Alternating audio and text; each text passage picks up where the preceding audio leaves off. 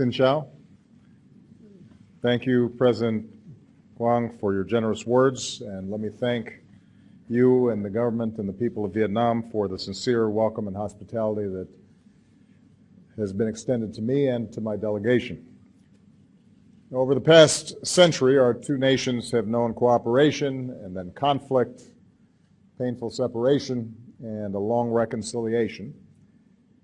Now, more than 2 decades of normalized ties between our governments allows us to reach a new moment. It's clear from this visit that both our peoples are eager for an even closer relationship, a deeper relationship. And I was moved to see so many people lining the streets as we were driving into town today. I bring greetings and friendship of the American people, including some outstanding members of Congress who are joining me on this visit, and so many Vietnamese Americans whose families bind us together and remind us of the values that we share. I've indicated before that one of my highest foreign policy priorities as president is to ensure that the United States continues to play a larger and long-term role in the Asia-Pacific, which is vital to our security and to our prosperity. We believe the people of this region should live in security, prosperity, and dignity. In pursuit of this vision, we're more deeply engaged across the Asia-Pacific than we have been in decades, and that includes our comprehensive partnership with Vietnam.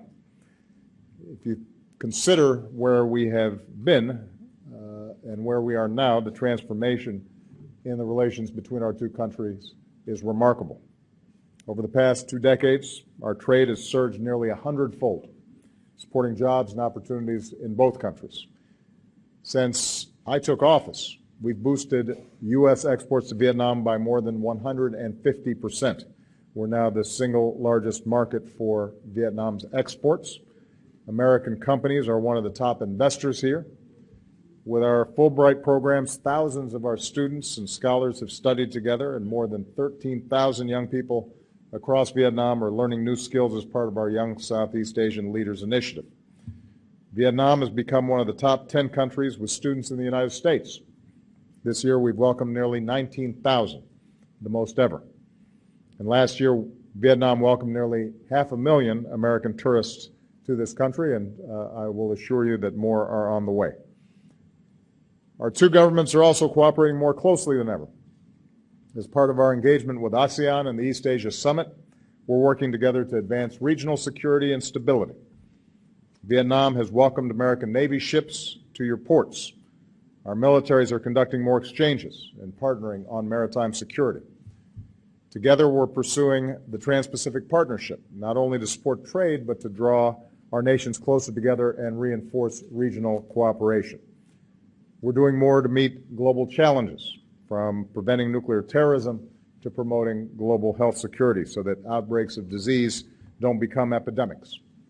And with this visit, the United States and Vietnam have agreed to a significant upgrade in our cooperation across the board. We're taking new steps to give our young people the education and skills that they need to succeed. And I'm very pleased that for the first time, the Peace Corps will come to Vietnam. Our Peace Corps volunteers will focus on teaching English, and the friendship that our people forge will bring us closer together for decades to come. University and others will help Vietnamese universities boost training in science, technology, engineering, and math. Harvard Medical School, Johnson & Johnson, GE, and others will join with Vietnam universities to improve medical education. And now that the government of Vietnam has granted the necessary license, we can say that Fulbright University Vietnam, this country's first nonprofit independent university, can move forward and open its doors and welcome its first class this fall. We're increasing trade. With Vietnam's announcement on multiple entry visas, it will be easier for Americans to come here and do business and travel. President Quang and I just attended the signing ceremony that many of you saw, where American and Vietnamese companies are moving ahead with a new commercial deals worth more than $16 billion. Boeing will sell 100 aircraft to Vietjet.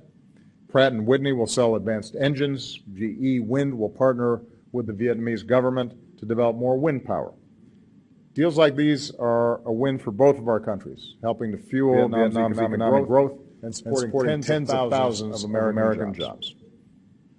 We agreed to work to ratify and implement the Trans-Pacific Partnership as soon as possible, because it will support vital economic reforms here, further integrate Vietnam into the global economy, and reduce tariffs on American exports to Vietnam. And we discussed the high standards that Vietnam has committed to meet under TPP on labor, the environment, and intellectual property. And I conveyed that the United States is prepared to offer technical assistance to Vietnam as it works to fully implement these standards so that TPP delivers the benefits that our peoples expect. With regard to security, the United States will continue to do our part to address the painful legacy of war. On behalf of the American people, including our veterans, I want to thank the government and the people of Vietnam for the many years of cooperation to account for Americans missing in action. Solemn efforts that will continue together. We'll continue to help remove unexploded landmines and bombs. And now that our joint effort to remove dioxin, Agent Orange, from Da Nang Airport is nearly complete, the United States will help in the cleanup at Bien Hoa Air Base. We've agreed to continue deepening our defense cooperation, including patrol boats and training for Vietnam's Coast Guard, and to work more closely together in responding to humanitarian disasters. And I can also announce that the United States is fully lifting the ban on the sale of military equipment to Vietnam that has been in place for some 50 years. As with all our defense partners, sales will need to still meet strict requirements, including those related to human rights.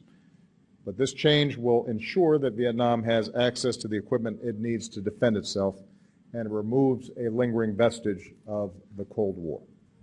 It also underscores the commitment of the United States to a fully normalized relationship with Vietnam, including strong defense ties with Vietnam and this region for the long term.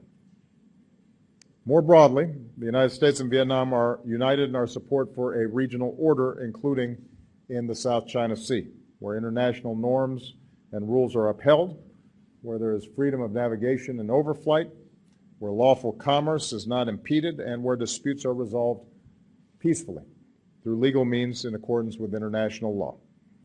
I want to repeat that the United States will continue to fly, sail, and operate wherever international law allows, and we will support the right of all countries to do the same. Even as we make important progress in the ways that I've just described, there continue to be areas where our two governments disagree, including on democracy and human rights. And I made it clear that the United States does not seek to impose our form of government on Vietnam or any nation. We respect Vietnam's sovereignty and independence. At the same time, we will continue to speak out on behalf of human rights that we believe are universal, including freedom of speech, freedom of the press, freedom of religion, and freedom of assembly. And that includes the right of citizens through civil society to organize and help improve their communities and their country. We believe, and I believe, that nations are stronger and more prosperous when these universal rights are upheld. And when our two countries continue to discuss these issues as part of our human rights dialogue in a spirit of constructive and cooperative effort. And finally, the United States and Vietnam are expanding our cooperation in ways that benefit the world. Under our growing climate change partnership, we'll support Vietnam as it works to meet its commitments under the Paris Agreement.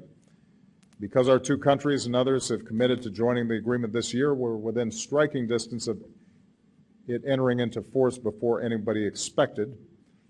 In the meantime, we'll help communities in vulnerable regions like the Mekong Delta adapt to a changing climate and assist Vietnam's transition to a low-carbon economy. And that includes the low-carbon energy that will come from our cooperation on civil nuclear power. And as Vietnam prepares to deepen its commitment to UN peacekeeping, the United States is proud to support Vietnam's new peacekeeping training center. So again, President Quang, thank you for your hospitality. Thank you for our work together. I'm looking forward to the opportunity to visit with the Vietnamese people. Maybe I will enjoy some café soda. I believe that the relationship between the Vietnamese people and the United States can be one of the most important in this critical part of the world. And I believe that the upgrade in our ties that we've achieved today will deliver greater security, prosperity, and dignity for both of our peoples for many decades to come. Sin kamo.